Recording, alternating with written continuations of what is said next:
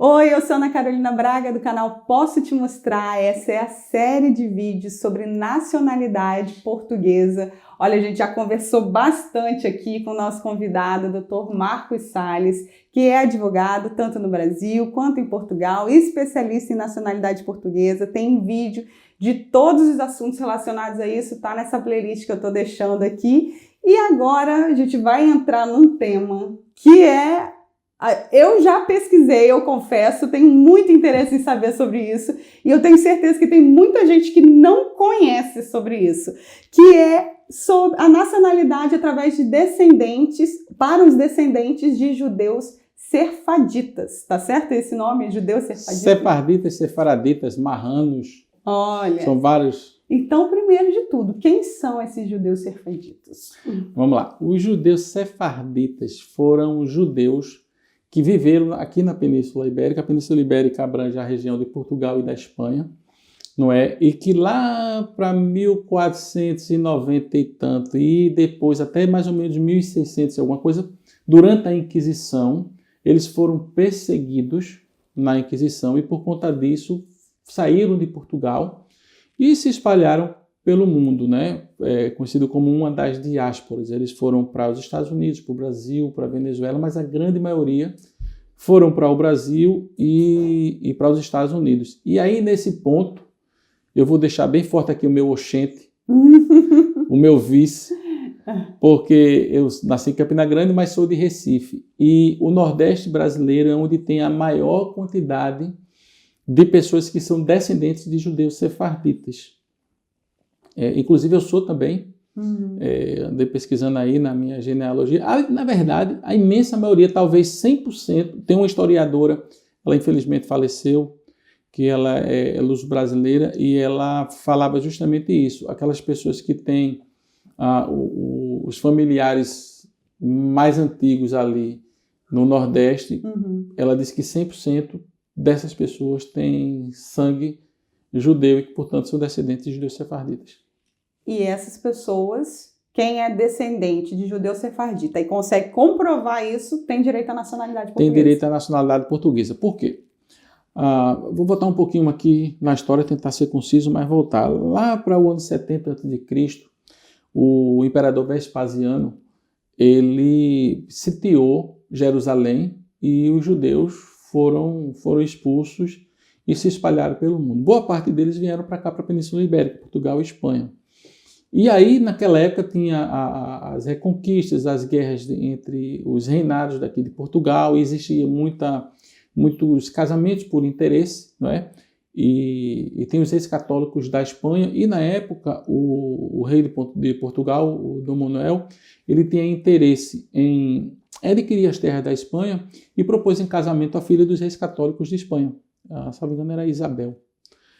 E foi aceito esse pedido de casamento, mas foi colocada uma condição, porque a rainha ela era católica, na época ela era orientada espiritualmente por um papa, enfim, por um católico, e a condição foi de que os judeus fossem expulsos de Portugal. Tudo bem, a gente casa, deixa você casar, tal, mas os judeus lá de Portugal vão ter que ir embora. Nessa época, a Inquisição da Espanha já era mais forte e em Portugal era mais branda. Isso demorou aí uns 30 a 50 anos aqui em Portugal, de forma mais leve. Como na Espanha já era mais forte, muitos judeus da Espanha atravessavam a fronteira e vieram para Portugal. Só que, historicamente, sabe que os judeus eles prosperam bastante nos negócios, na ciência, na engenharia, e em Portugal não era diferente. Os engenheiros, contabilistas, médicos, e também na Espanha, em grande maioria, judeus. O rei de Portugal não queria, ele queria o casamento, mas não queria também perder esses profissionais daqui. Então foi colocando ali algumas dificuldades para que eles fossem forçados a sair, mas nem tanto. Enfim, mas a rainha lá na Espanha começou a pressionar o Papa para que também a Inquisição aqui em Portugal passasse a ser mais rigorosa. E, de fato, aconteceu. E o rei determinou, então, que os judeus se convertessem ao catolicismo, sob pena de eles serem expulsos, irem embora. E até marcou um dia para que eles fossem embora com os navios e tudo, uma data, não é? Isso, salvo engano, 1497. Pois bem, existe uma expressão muito conhecida nossa que ficou a ver navios justamente por causa disso. Nesse determinado dia, os judeus foram para os portos para poder embarcar, porque não queriam de forma nenhuma ser convertidos ao catolicismo, e o rei mandou fechar os portos. E daí essa expressão, eles ficaram a ver navios, não podiam ir embora. Nessa época já se sabia, pouco tempo depois disso, lá começaram a ter conhecimento do descobrimento do Brasil, tem uma terra nova e tal, e queriam ir embora. Isso já, lógico, um pouco depois. Nesse dia, lá na Praça do Rossio, lá em Lisboa, foram mortos em torno de 2.000 judeus, foram queimados vivos. E talvez daí a resistência do povo nordestino, não é? Enfim, porque eles não admitiam se ajoelhar, não se curvavam e foram batizados em pé. Então foram vários processos depois da Inquisição. Mas em 1502 havia um grande mercador, dono de companhias, chamado Fernando Noronha. E ele foi a primeira pessoa que arrendou o Brasil, alugou o Brasil literalmente. E disse que era judeu, e foram muitos, não é?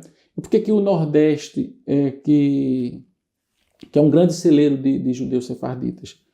Porque, na verdade, o Brasil naquela época, com as capitanias que mais prosperaram, sim, Salvador, Pernambuco, Nordeste. Começou tudo por ali. Tudo por ali. Então, quando o Brasil teve várias invasões francesas e tudo mais, e principalmente os holandeses passaram um bom período lá no Nordeste, Pernambuco, Ceará.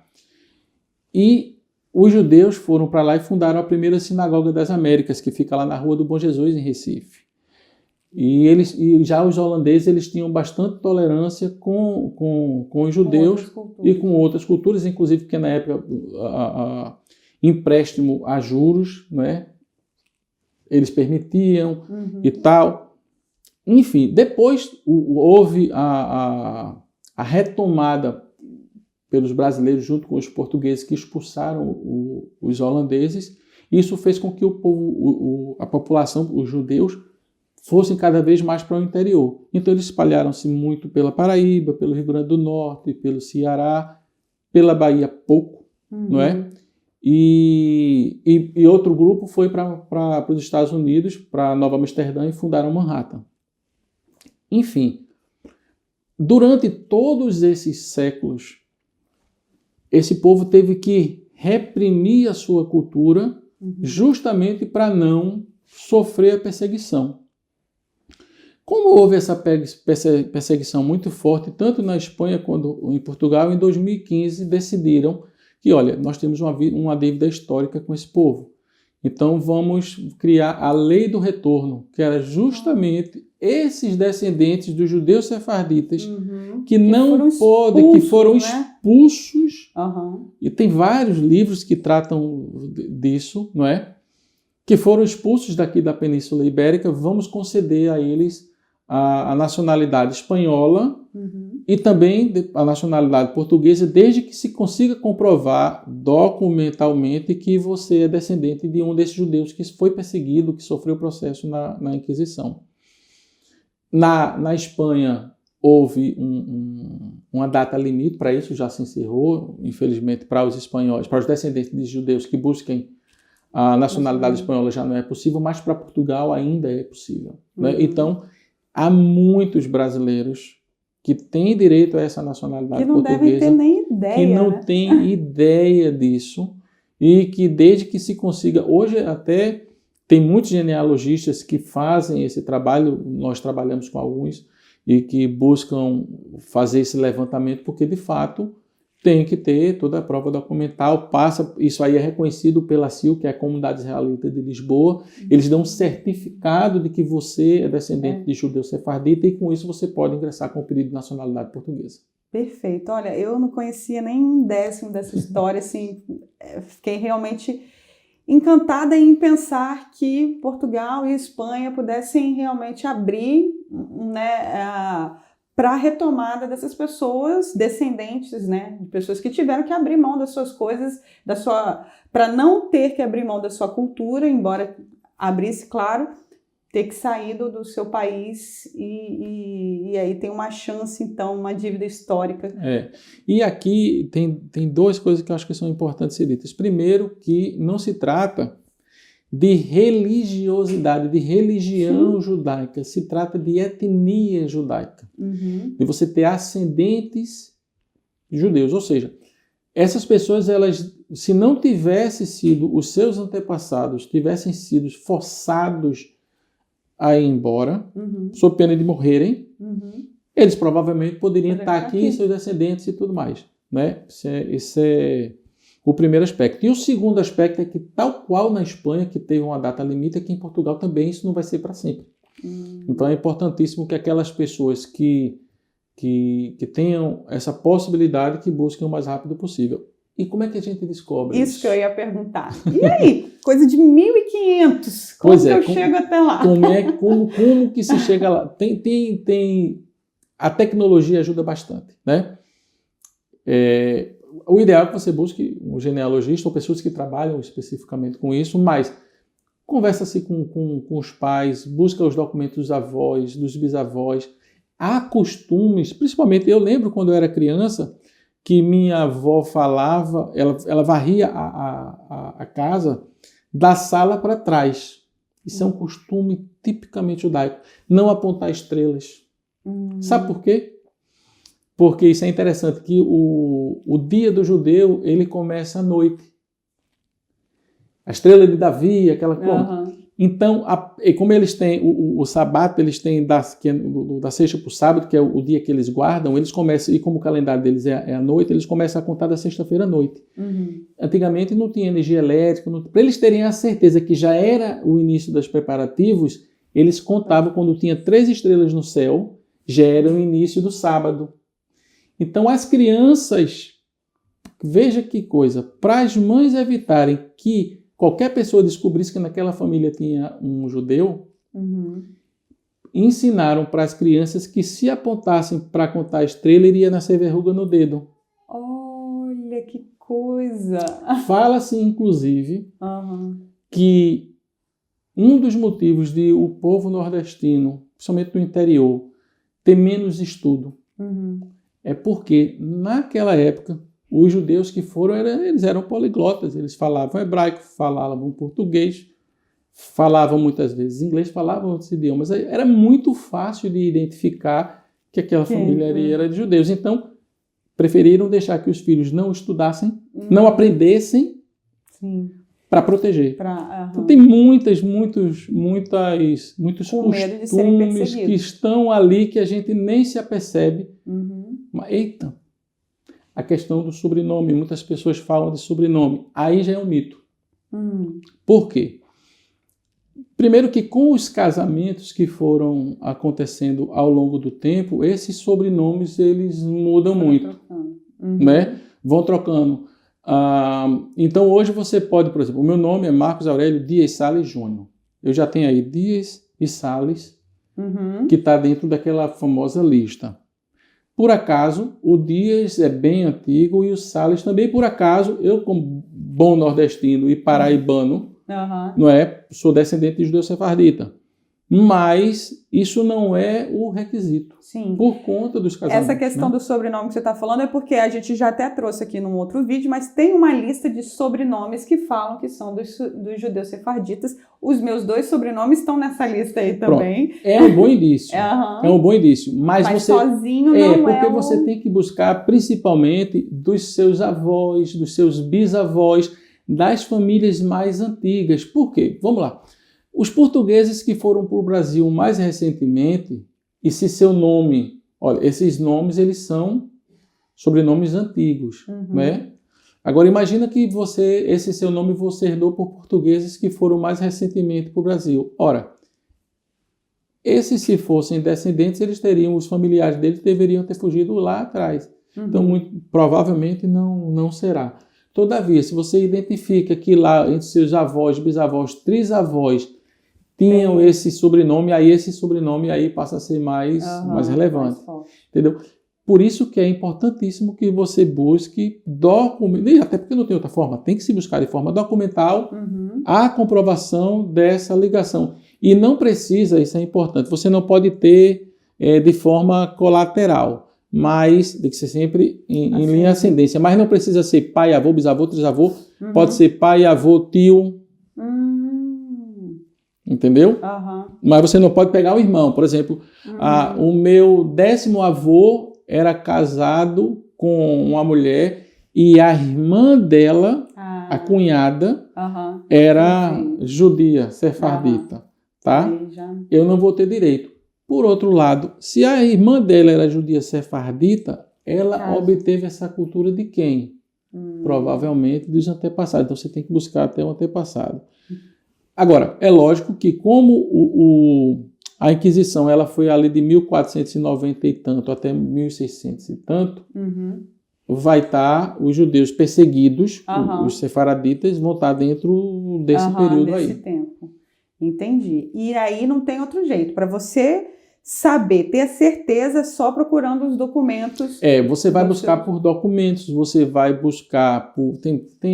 Você vê muito isso no Nordeste, você vê bastante, vê também lá no Rio Grande do Sul, em São Paulo também tem comunidade, e você vê muito livros escritos, a genealogia da família Dantas, ou história da família tal, e livros históricos também, que retratam bastante isso. Às vezes tem publicações de jornal, outra forma também de se encontrar bastante coisa são nos processos de herança, não é? Nos inventários. Sim. Também você pode encontrar bastante informações desse tipo. Então tem que peneirar esses documentos. Se quiser fazer sozinho, tem que ir por esse caminho. E se quiser fazer com uma empresa, essa empresa ela vai fazer a sua árvore genealógica, na verdade ela vai fazer esse mesmo processo. Ela vai fazer esse mesmo processo de pesquisa. Caçar os documentos. Hoje tem algo que é mais fácil, existem kits de teste de DNA, em que, por exemplo, eu não estou fazendo propaganda, mas está aí, o MyHeritage, que é Já vou anotar aqui. É um site que você pode fazer um kit de DNA e várias pessoas no mundo todo fazem também. Então, e você faz lá a sua árvore, que você é cadastrado, tal, faz sua árvore genealógica, e a partir desse teste de DNA, eles conseguem identificar pessoas antepassados seus na sua árvore, que pode ser que seja. Olha, então já é um primeiro caminho ali para você. Pode ser o caminho, mas o primeiro caminho mesmo é conversar com os pais, avós, as pessoas mais antigas. Olhar os documentos dos mais velhos. Se, por exemplo, você morava numa cidade, o seu pai ou seu avô morava numa cidade do interior. Uma cidade do interior, normalmente todo mundo se conhecia, o dono do cartório, foi ele que registrou seu pai, ou então o filho. Você vai lá e vai conversar lá com essas pessoas. É um trabalho, mas é fascinante, é muito bom. E mesmo com essas mudanças de sobrenome, com mudanças de letra, você consegue com os documentos e chegando Consegue porque você vai fazer o cruzamento da sua ascendência, né? Para poder você documentar isso bem. Vamos lá. Na sua certidão de casamento, vai ter o nome dos pais, do noivo e da noiva, não é? Vai estar lá. Na sua certidão de nascimento, vai estar lá, inclusive, o nome dos avós. Na certidão de óbito, vai ter alguém que declara e que diz que deixou bens e deixou tantos filhos, e tais filhos. Então, quando você observa essa documentação e você...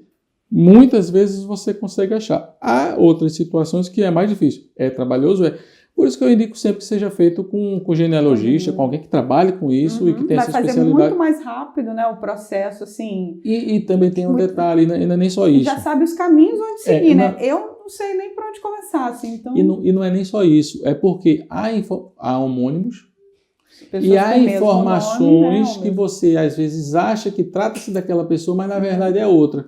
Então, os historiadores, os genealogistas, como eles têm esse estudo mais específico, eles podem dizer, e também eles têm, quando lidam exatamente com isso, muitas vezes eles já sabem, essa linhagem aqui, esse ramo da família, tem alguém que já foi certificado pela CIL, portanto já tem a documentação, a comprovação todinha, e aí fica muito mais fácil. Então, Cada caso é um caso, Uhum.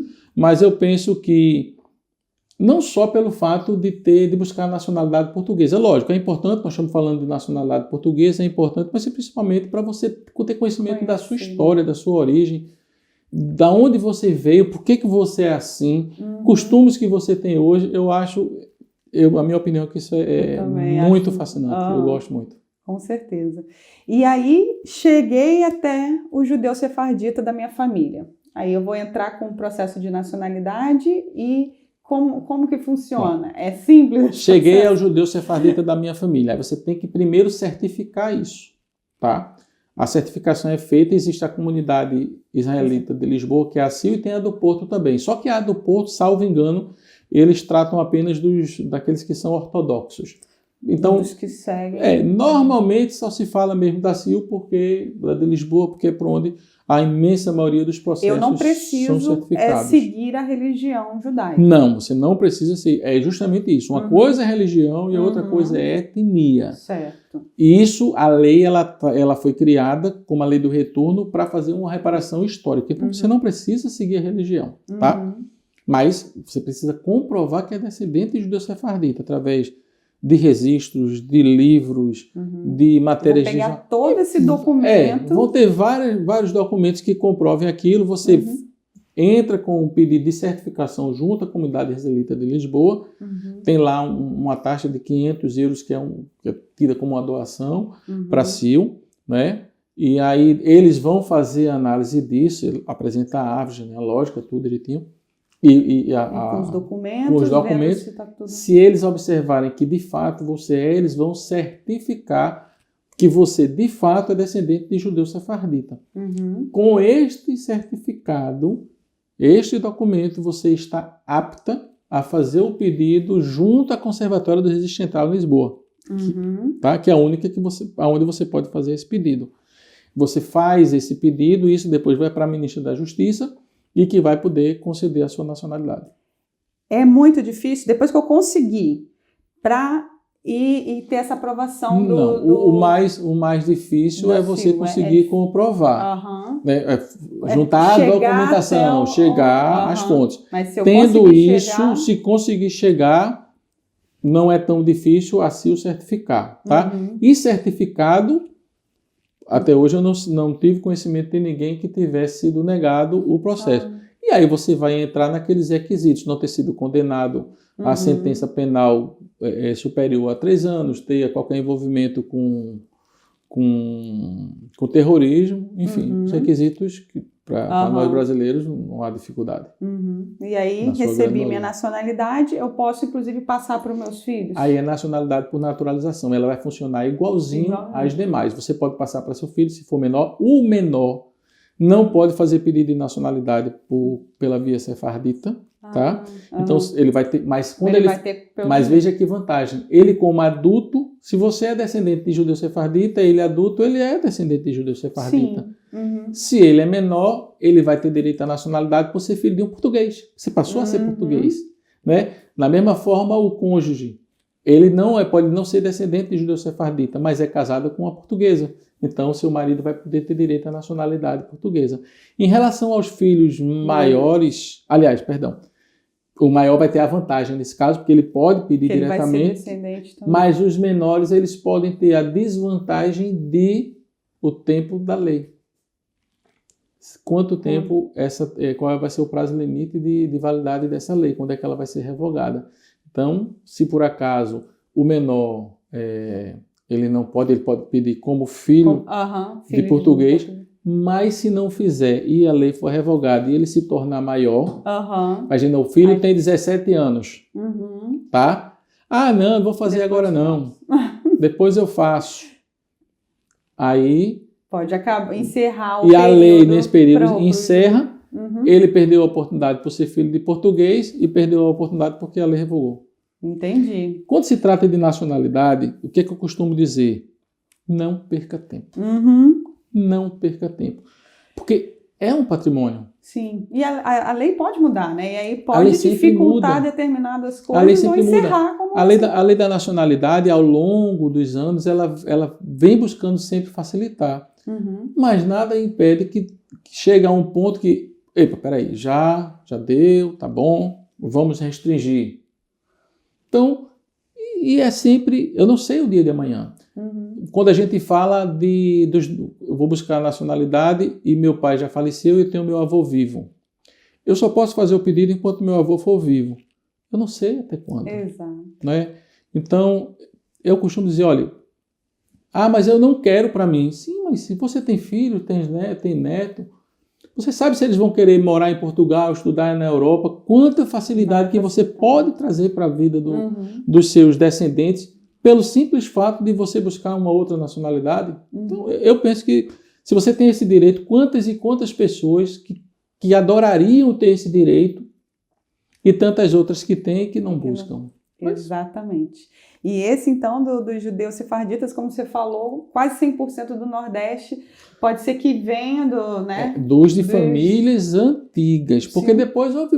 Exatamente, dessas famílias que estão ali enraizadas, né, que foram passando, então... Agora tem esse detalhe, né, como naturalmente foi um povo que viveu no submundo, nas sombras, tentaram, eles próprios não queriam deixar rastros, lógico, para não sofrer perseguição. Então, mas sempre tem ali algum registro. Sempre tem. E é possível, então... É possível, é uma das vias, é possível. Eu já vou correr para ver o meu. Olha, muito, muito, muito obrigada. A gente fez aí uma série com 6 vídeos falando sobre nacionalidade portuguesa. Eu tirei todas as minhas dúvidas. Eu trouxe aqui, realmente eu anotei todas as dúvidas que o pessoal costuma fazer, perguntar lá no canal e tudo mais. Então, eu acho que, assim, vai dar para abrir um horizonte realmente e entender quais os caminhos que podem ser buscados para conseguir a nacionalidade portuguesa. Eu te agradeço demais, Marcos, por esse tempo, todo esse tempo aqui com a gente, aqui no nosso estúdio. E se disponibilizar para conversar com a galera. Eu tô deixando para todo mundo, eu tô deixando aqui embaixo os contatos para você fazer contato com o Dr. Marcos Salles, tanto o YouTube dele, Voo Legal, fica de olho lá nos vídeos do canal, quanto o contato telefônico, que aí a pessoa pode entrar em contato, tirar alguma dúvida em relação à nacionalidade, não é isso? Sim, olha, inclusive eu quero dizer que para mim foi um prazer enorme. É um tema que para mim é apaixonante. Eu realmente é o que eu gosto de fazer, de trabalhar, mas todos os dias eu aprendo. Cada situação é uma situação. Eu tenho situações inusitadíssimas e que nos faz pesquisar cada vez mais e aprender cada vez mais. Então eu tenho certeza que vão ficar com muitas dúvidas agora, com certeza. Ficamos à disposição do que puder contribuir. Eu espero que você tenha gostado também desse vídeo. A gente está fazendo uma série sobre a nacionalidade portuguesa, com todos os detalhes, com várias informações que o advogado Marcos Salles está falando aqui com a gente. Olha, muito obrigada de novo aqui por essa participação maravilhosa. Muito obrigada e eu te vejo no próximo vídeo. Tchau! Até mais!